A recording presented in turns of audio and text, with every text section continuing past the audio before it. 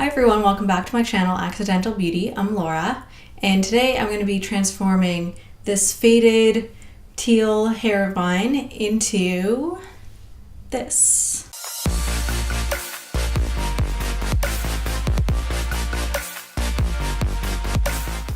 So a couple things that you need. First off, I'm wearing a really old t-shirt that I don't care about.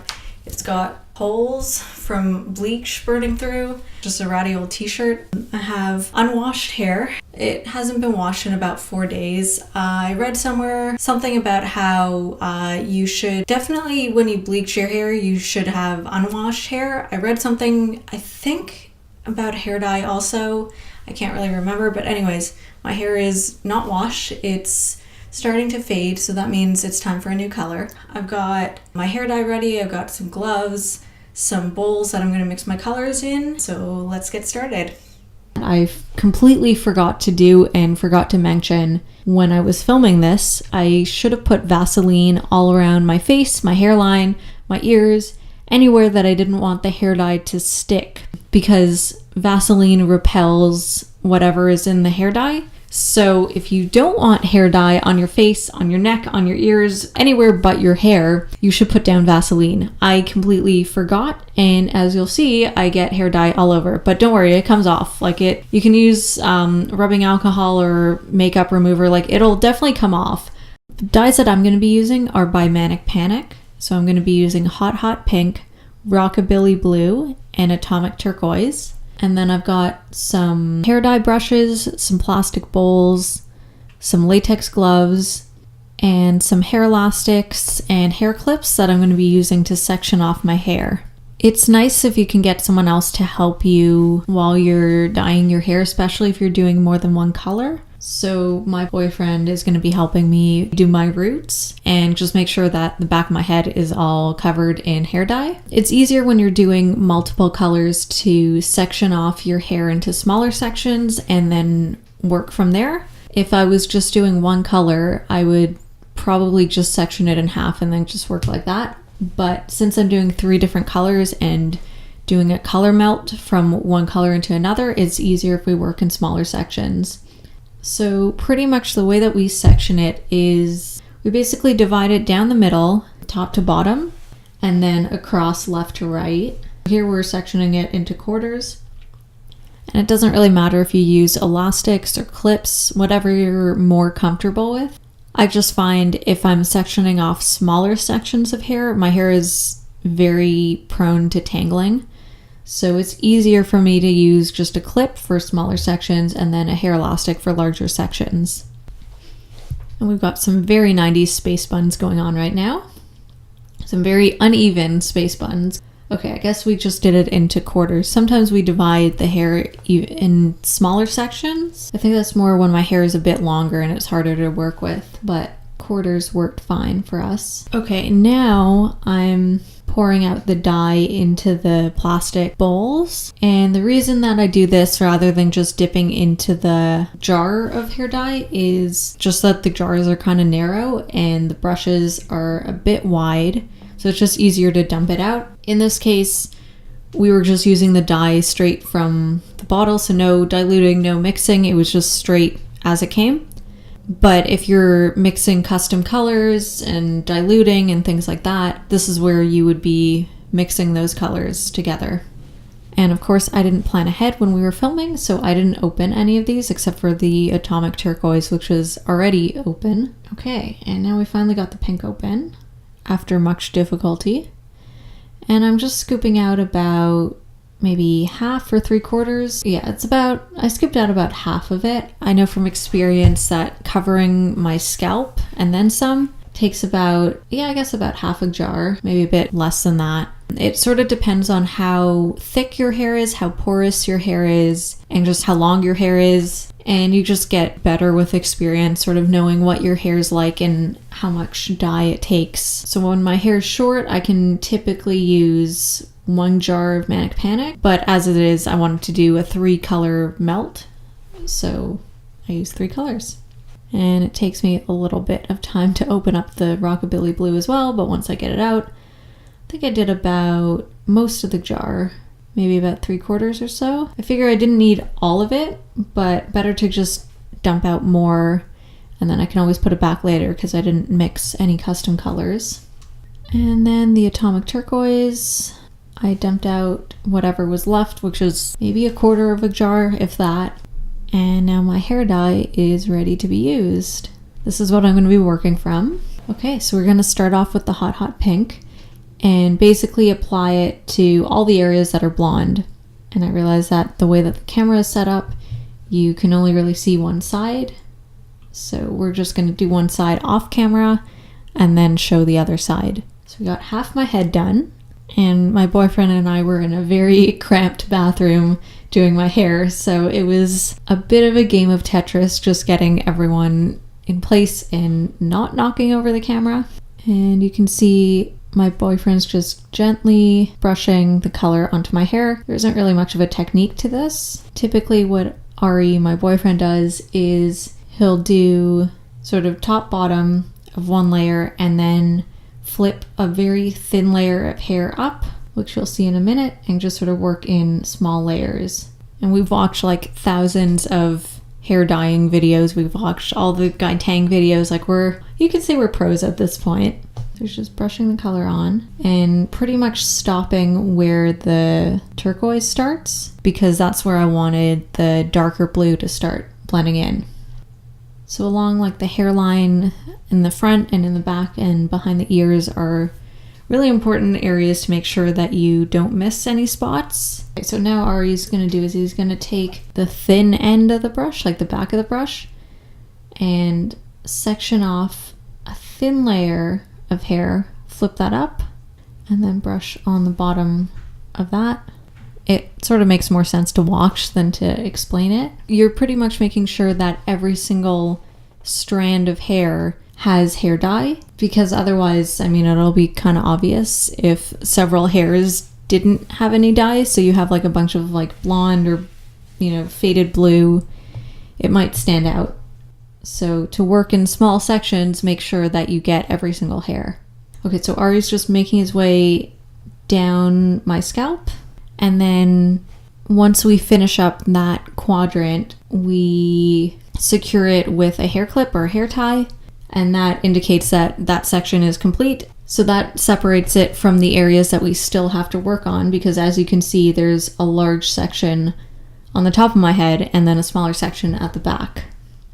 So now we're going to work on the larger section on top. And normally when I'm dyeing my hair, depending on the color, my roots actually aren't that bad. They're like a very pale golden blonde, which is actually probably what they're supposed to be. Sometimes they don't lighten enough and they're more of like a dark golden yellow, in which case I'd be a bit nervous of how the dye shows up. Certain dyes won't stick to your hair if your hair isn't a very pale blonde, but this pink sticks very nicely. And right now I look like I have My Little Pony hair. It's actually pretty cool. I'm kind of digging this. So we're just gonna do the same thing that we did at the back of my head. We're gonna do on this section, and then just flipping the hair to the other side when we're done with each section.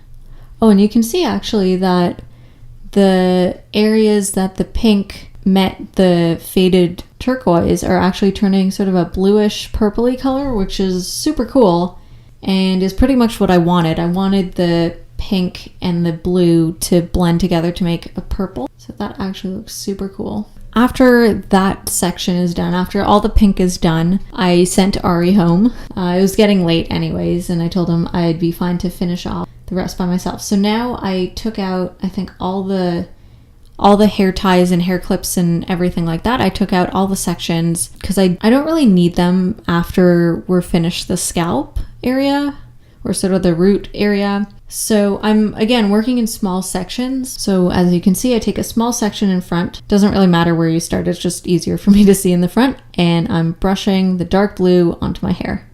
And I start off, I apply it with the brush, but then I rub it in with my fingers, and I'm trying to get the pink and the blue to blend at the top, and then I'm sort of fading it towards the bottom with my hands so that I'll get a nice gradient at the bottom when I add the turquoise.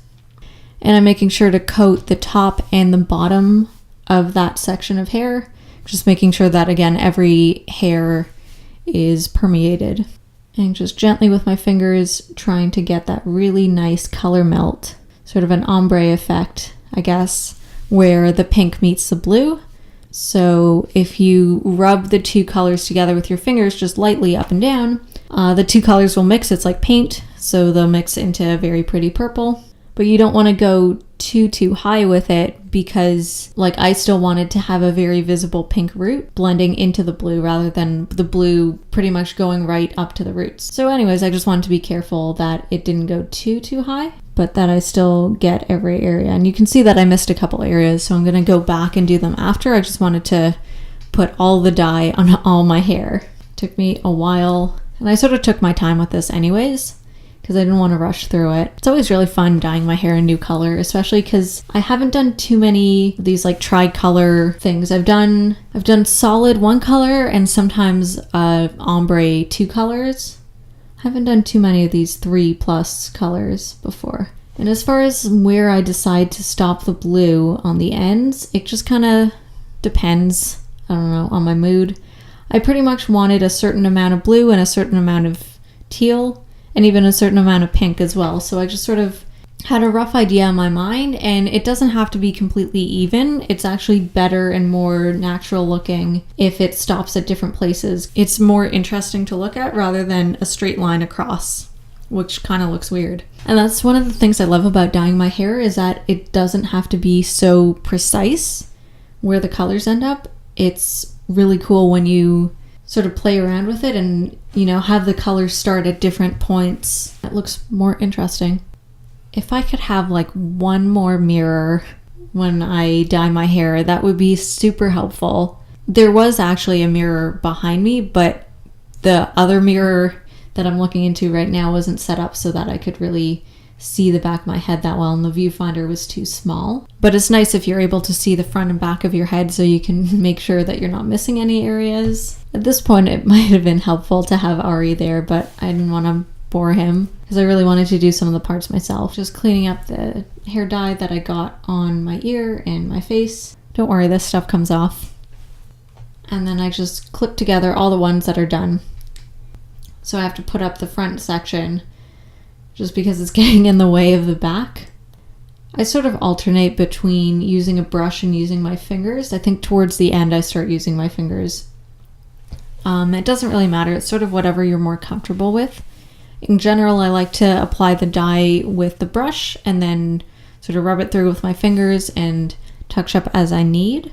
Especially because the smaller sections, it's just easier to get in there with your fingers anyways. It's sort of harder to deal with the sections down there because the hair is like lying flat there. See, at this point, I'm just using my fingers because the hairs are so like thin in such a small section that it doesn't really matter. And then I was also nervous about if I used a brush, I was nervous about getting the hair dye on areas where I didn't want the blue. So I sort of alternate. It sort of depended on like what I could see at the time, depending on like the angle of where the hair was. So that's what it looks like with the pink and the blue. And now I've got the turquoise. So because I used up 2 brushes and I only have 2 brushes, I'm just going to use my fingers, and as it is, it's just the ends that I'm working with, so I don't really care to like just scoop up a little bit of hair dye on my gloves and rub that into my hair and try and rub the top of the turquoise into the darker blue to try and get, again, like an ombre gradient happening. Looks so pretty. It was like hard for me to even tell if the turquoise was taking onto the ends of my hair because my hair was already turquoise. And this one's a darker turquoise, so it started to become almost indistinguishable from the rockabilly blue. I've used atomic turquoise before, and I've also used hot pink before, but I've never used rockabilly blue, and it's the most stunning shade of like cornflower cobalt blue that I think I might actually buy it again and just use it by itself. Like, it's such a pretty color, but I also absolutely adore it with the pink and the turquoise. I think this color melt is super pretty, very trendy, very Tumblr, sort of rainbow aesthetic. I don't know if you guys can see, but I accidentally got a bit of rockabilly blue on bits of my scalp, just sort of here and there, almost like fingerprints. And I'm not super worried. I mean, if I was like a professional, I think I'd probably be worried, but Usually in those cases, the dye hasn't sunk in fully to every single strand, so it actually ends up washing out pretty quickly because it's got the pink underneath, which the hair is soaked up most of. And you can see the dye is starting to dry. My hair is sort of it's like stiffer, like it almost looks like it was gelled or something, like it's sort of crunchy looking. So I look like I have war paint or something because of the dye that I accidentally smeared across my face. Oops. I think I'm gonna pass through maybe a couple times just to make sure that every single strand is coated, especially in the areas where I've got the colors blending together. I want to make sure that it's pretty seamless and that there isn't any blonde or faded turquoise that's peeking through.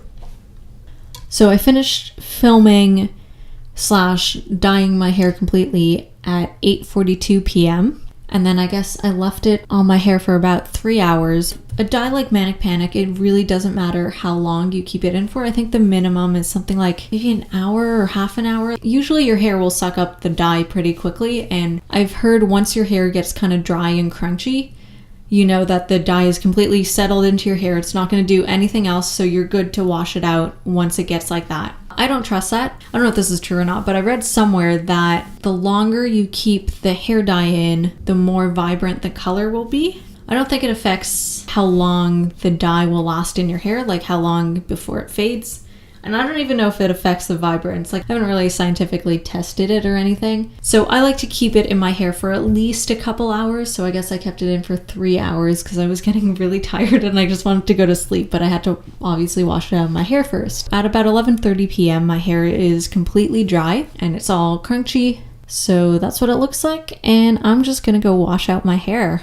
Okay, so this is later that night. So I finished washing out my hair and I blow dried it on like the cold setting, but my hair was still a bit damp. So I braided it because I wanted to sleep on it and I wanted to wake up the next morning and have sort of beachy, mermaidy waves, especially because I have this like mermaid unicorn hair. My hair naturally has sort of a wavy texture to it. It kind of curls when it's wet. That's just naturally how it is, especially if I just let it air dry. But I wanted to enhance that with braids. Oh, and another thing that can happen when you wash out your hair, obviously the hair dye is running off of my hair and then whatever, that's just sort of the excess and then everything else is in my hair. You can get hair dye that comes off onto your hands, under your nails. It does come off. It took a couple days, I think, for it to completely come off, but makeup remover, soap, rubbing alcohol, I think even nail polish remover will work,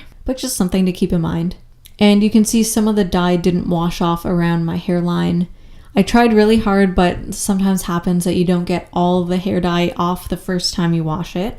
Okay, so I'm gonna go to sleep and then come back the next morning and we'll see what it looks like. I'm really happy with the way it turned out. I haven't used Manic Panic in quite a while, almost, I want to say a year, maybe even more than that. I can't even remember when I last used Manic Panic. I forgot how much I love it. The dye sticks to the individual strands of hair, which makes it feel fuller, and it's also kind of like a conditioner, but it obviously dyes your hair. So my hair is like super soft and silky feeling. So I slept with it braided, put in a little bit of my usual hair products just so I could actually detangle my hair when I took out the braids, and kept the braids in for about half of today. And then I took them out and just sort of styled them a bit. And now I have nice beachy mermaid waves. So this is how my hair looks. I'm absolutely thrilled. I'll just spin around.